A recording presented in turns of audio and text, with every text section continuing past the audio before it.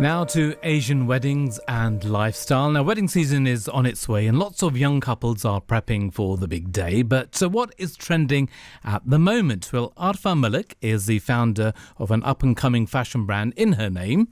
Her brand has been modelled by some of the industry's best, including celebrities such as Sarah Khan, Khinza Hashmi, Kubra Khan, Hira Mani and Ali Rahman. But these are some of these famous Pakistani drama actors, just in case you don't know. But most recently, Arfa has featured on BBC Three Meet the Khans with Faryal Makhdoom. But she's here meeting Talat tonight, so there we go. How are you? Welcome to the programme. I'm very well, Talat. Thank you very much. Well, thank you very much for coming in. So tell us, first of all, how did the fashion industry find you, or you found the fashion industry? I think it's always been ingrained in me from when I was a young girl. My Kala, which is my auntie, she owned a cloth shop. Right. So for anyone who doesn't know, it's kind of loose fabric for Asian traditional clothing place. And then they get it stitched into traditional shalwar kameez. And I remember when I was young, and I used to be around it so much, and I remember thinking in my head, I'm never going to end up doing this. I'm going to be a lawyer or something, or a doctor. So initially, I'd never, it's something I didn't want to do. But then I went off to university out there in the world, became a lawyer, etc., working for 10 years. And I just found my heart and my head wandering back to fashion. And it's crazy because I promised myself I wouldn't do that. And I don't know why. Maybe because when you're around it, you think whatever your family does is not cool. Yeah, absolutely. And of course the sight of a sewing machine in a household with the mum just whirring away making dresses, slight trauma. Yeah, it is, isn't it? It's that sort of childhood trauma. But you pick these things up subconsciously, don't you? And then when you move on and get on with life, and then suddenly there's a calling. Exactly. Exactly. I think it's ingrained to you in your mind as well. And I think because I absolutely love what I did in terms of working as a lawyer. It gave me a lot of discipline, and it was obviously a very disciplined environment. But what I learned about myself was I'm a creative. I love fashion. I love creating things. I love colours. I love what goes with what, etc. And it was something completely different, and I'm so glad. So how then did you make that first initial step then? You said, all right, goodbye to the law profession, and here I am. So it's...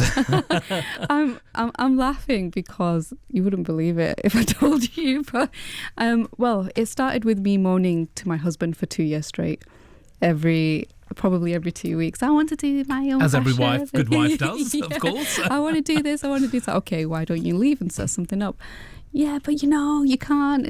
I'm a lawyer now. You just look at me really, really strangely because my husband works for himself. He has his own business, so he didn't understand why it wasn't easy to take that step. But I think a lot of people who are used to that 9 to 5 are just, it's a bit of fear of the unknown, setting up something for yourself. So one day I just come from work and he says to me, meet me at his office at his building, just don't go home. And I was okay. I go there, and then he shows me a unit. He goes, this is yours. Wow. I said, you what? He goes, yeah, it's yours. I said, what are you talking about?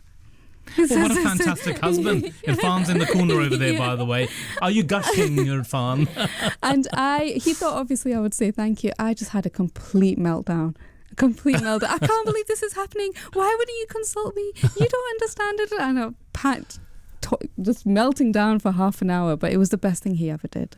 And so that was the step I needed really to push me. Yeah, someone to push you and support you, and who better than your husband, I suppose. Yeah, exactly. So from that point then, when did you get down, get your fingers really, dirty in creating fashion, and how do you go about it? Do you design? Do you sort of have a notepad and design outfits, or do you just visualize something in your head and go to people who stitch the piece together? How does it work? It's a bit of both. Before I actually started creating my own bridals and formals, I have a multi-brand store as well, which I sell all the latest fashion kind of outfits for weddings and for Eid, which I still do. Yeah. But during that 3-year period, I knew that I always wanted to create something, the bridals. So I started gathering a team in Pakistan, but it took me 3 years to do that because I wanted the best of the best.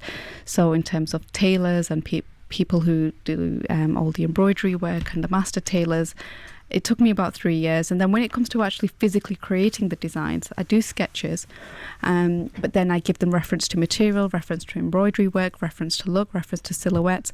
And it takes about, I would say, 6 months just to conceptualize one bridal. Just one? Really? Just one. That's literally how much in detail we go. We dye a fabric probably about 50, 60 times to get the colour right. Right. And I think people forget that so much work actually goes behind, even though, the finished product is beautiful and very expensive. Well, that's the reason why, probably. I'm going to say something that might sound a little bit, not snobbish, but that's what I do. There's people out there who would just say, okay, let's dye fabric red, great. Let's do silver work, great, done. But me, I keep chopping, changing, amending, etc. It's a really, really long process. Yeah, perfectionist. I think my team hate me. I'm scared of them leaving me. So, I try to not be that harsh on them. But for what I say, I want to create perfection. And I think that's what a bride deserves on her day, no less than perfection. So is your team based in Pakistan, or are they here in the UK? So they're based in Pakistan. Right. So all the craftsmen people are based in Pakistan. And then when a bridal is completed, it's delivered over here. And that's so do you go to Pakistan to oversee things, or is it through... Yeah. So about 3 times a year I fly to Pakistan, and that's when we get together and start creating things, and come back and we communicate via Skype, etc., and then the product is delivered to us. But yeah, I mean, we're on the phone to each other every single day, be it morning and night. So is this a busy time now, sort of the run-up to spring and summer when weddings are in full swing? Absolutely. Bridals are the main product which is being booked in our studios in terms of our appointments. So from January to March, it's been quite busy, back to back. But it's good. It's a good experience. I love meeting people. I love meeting brides. That's one thing I never thought I would love so much about the job. I thought it would just be the outfits, but I love meeting girls. I love meeting Apne girls as well. Yeah. So, do you think this sort of trend of desi lehengas would take on in the wider community? Do you think there's an appeal for Asian wedding outfits? 100%, especially for South Asian girls. Growing up in Britain, I mean, when we grow up, we love British clothes.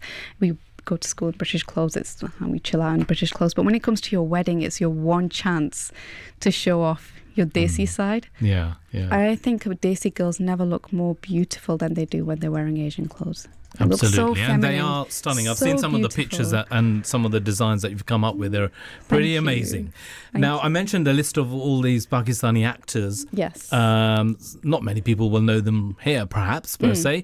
And you've also featured on Meet the Khans, of course, the wonderful Farial Makhdoom, boxer Amir Khan's wife. So how does it feel when you're, when some of these stars put on your outfits? I mean, how does that make you feel? Surreal. Honestly, when I used to speak to my husband about this, I would say, I want to do this, do that, but it can never happen. And he was the one who said to me, if you want something, you can do it. You can achieve it. That's how people achieve things in history. Yeah, absolutely. And I don't know, I think there's always self-doubt and a bit of pessimism ingrained in us. I think that's just the natural way of life. But he's really opened my eyes and showed me that if you want something, you can truly, truly do it. You just have to know how to get there. Yeah, absolutely. And of course, with the celebrities behind you, people notice the designer ultimately. So where do you want to take your business from here then? I want to dominate the world. No. But as far as I can go, I would love to create a diffusion line where we can have simpler pieces of our brand in stores such as Selfridges or Harrods, etc. Because I think there's a demand when it comes to Eid shopping or Ramadan, and people like shopping in malls. So, it's all about being different and being unique. Mm-hmm. Describe a piece that you're really proud of and you think, this is something different, offbeat. Well, we have a piece, we've brought it in the studio actually. Let's have a look. So this piece I call the Rose Jewel. Oh, wow. And This literally takes 6 months of all pure handwork, and it's technique upon technique, so work upon work. You've got thread embroidery here, you have pearls, you've got crystals, you've got different champagne crystals, you've got Zardozi work, you've got beading work. So for those who don't know, what's Zardozi work? That's quite specific to Pakistan, isn't it? Yes, so it's originally, correct me if I'm wrong, so apologies if I don't know if I'm right or wrong, but I don't know if it originated originally from India or Pakistan, but obviously we were one originally. But Zardozi is a type of metal thread. That's the best way I can describe it. Right. So pure Zardozi work is... it's really beautiful, intricate, ornate. It's very, very intricate. One of the things you'll notice about my designs is the actual embroidery is very, very small and very intricate. And that's why it's more expensive. So you'll see on Asian work, just advice there to all the girls listening, if you see a bridal outfit and it's got big embroidery work, just know it was cheaper to produce. So the finer it is, the more expensive it's going to be, right? The more man hours has gone into it. So go on then, knock me out. How much would this piece be then? How much is this? I need to check on my phone, actually. I've got the price list. Well, you've got 30 seconds to tell me before the news comes in. But this is 6,950. Wow, amazing. But you can tell how intricate the work is. It's a generational piece. It will last all through your generations, and it's a timeless bridal. Get your mitts off it. The price is going down. Exactly. It's got Tala's greasy palms on it now. Yeah, don't even look at it. All right. Well, it's a beautiful piece, and you've got something else there as well, have you? Or is it just this is one of your main pieces? But thank you so much. Sorry, I had to just lean over to put it back over there. But it's a beautiful piece. Thank you. What's the future holding? And if anyone wants more information about your designs, how can they get in touch? Just follow us on Instagram, Arfa Malik Official, and have a look at all our designs on there. Drop us a DM on Instagram or a WhatsApp, or alternatively you can visit our website on www.arfamalik.com. Okay, thank you very much. .com, .com, of course. Don't forget the .com. Arfa, it's been a pleasure. Thank you very much. I hope you design blokes as well, do you? Yes, we do. You do? Sorry, I forgot to mention we do. Okay, yes. Well, good. You should have maybe bought a sample. I should have. For me to model, or maybe perhaps Race could have modelled. I don't know. Maybe next time. I'll invite you to my fashion show. All right, well, thank you. Well, we shall have discussions in future about fashion as well. And no doubt it's a big thing for men and for women now, and the stuff that you get out there. But Arfa, thank you very much for joining us. Thank you, Dylan. Thank you.